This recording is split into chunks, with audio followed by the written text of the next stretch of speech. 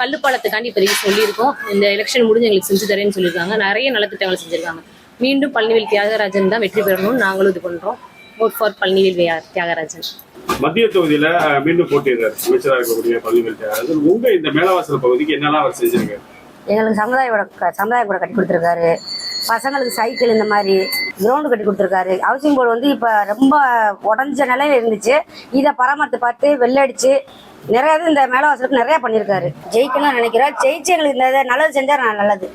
இன்னைக்கு கல்யாண மகள் கட்டி கொடுத்துருக்காங்க. அப்புறம் சமுதாய கூட கட்டி கொடுத்துருக்காங்க. இப்போ வீடெல்லாம் இடிஞ்ச வீடெல்லாம் பராமரித்து பார்த்து நல்லா ஒழுங்குபடுத்தி கொடுத்துருக்காங்க. தண்ணியெல்லாம் நல்லா 24 மணி நேரம் வருது தண்ணி. பால்வாடி கட்டி கொடுத்துருக்காரு. கல்யாண மகள் கட்டி கொடுத்துருக்காரு. இந்த இதுகளை கொஞ்சம் சுத்தப்படுத்த சொல்லியிருக்காரு. தண்ணி வசதி செஞ்சு கொடுத்துருக்காரு. நான் ஒரு கால் இல்லாத மாற்றுத்திறனாளி. இப்பொழுது போட்டியிடுகின்ற பிடிஆர் பழனிவேல் தியாகராஜன் அவர்களிடத்திலே நான் என்னால் வண்டி இல்லாமல் இந்த பரபரப்பான மதுரை மாநகரிலே நான் எங்கேயும் செல்ல வேண்டும் என்று சொன்னால் என்னால் ஒரு வாகனம் இல்லாமல் எங்கேயும் செல்ல முடியாது.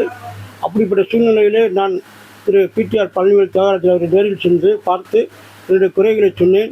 உடனடியாக எனக்கு 3 சக்கரம் வாகனம் வாங்கி கொடுத்தார். அதன் அடிப்படையில் மேலும் நான் குடியிருக்கின்ற வீடு எனக்கு வீடு இல்லை. அந்த குடியிருக்க வீடு வேணும் என்று கேட்டேன். சுப்பிரமணியபுரத்தில் எனக்கு வீடு ஒதுக்கீடு செய்து என்னை போன்றுள்ள பல்லாயிரம் மாற்றுத்திறனாளிகளை இங்கே வாழ வைத்துக் கொண்டிருக்கிறார்கள். எங்கள் மேலவாசலில் வந்து வயரிங் வேலை வந்து அங்கங்கே வயர் தொங்கிட்டு இருந்துச்சு.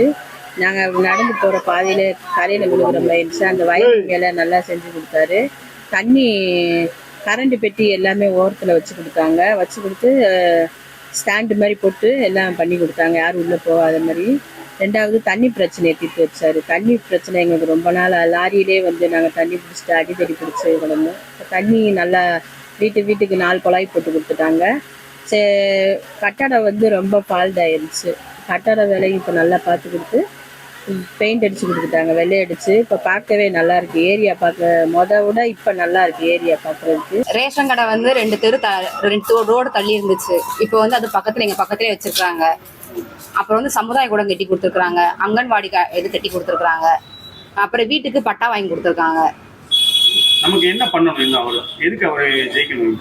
இன்னும் மக்களுக்கு இதே மாதிரி பல நல உதவிகள் செய்யணுன்றக்காண்டி ஜெயிக்க வைக்கணும்னு பார்க்குறோம். அவருக்கு வேண்டியெல்லாம் பண்ணிட்டா இருப்பா. ஆமா, என்னென்ன கேட்குறோமோ அதெல்லாம் பண்ணிட்டு இருக்காரு. ஆமா, தனியாக ரோட்டில் தான் எல்லோரும் நீர்மாலைக்கு குளிப்பாங்க. அது தனியாக வசதி பண்ணி ஒரு ரூம் மாதிரி கட்டி கொடுத்துருக்காரு. வீட்டில் எல்லா வசதியுமே பண்ணி கொடுத்துருக்காரு. இங்கிட்டு பால்வாடி பக்கம் குப்பை எங்கம்மா கிடந்துச்சு, அதுக்கு பால்வாடி போட்டு கொடுத்துருக்காரு.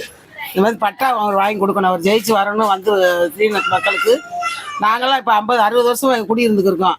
இன்னும் பாதி பேருக்கு பட்டா வாங்கி கொடுத்துருக்காங்க, பாதி பேருக்கு வாங்கி கொடுக்கல. அதை கட்டாயம் வாங்கி கொடுப்பான்ற நம்பிக்கை இருக்குது எங்களுக்கு. மகளிர் காசு கரெக்டாக வந்துருச்சு. எங்களுக்கு எந்த பிரச்சனை இல்லை.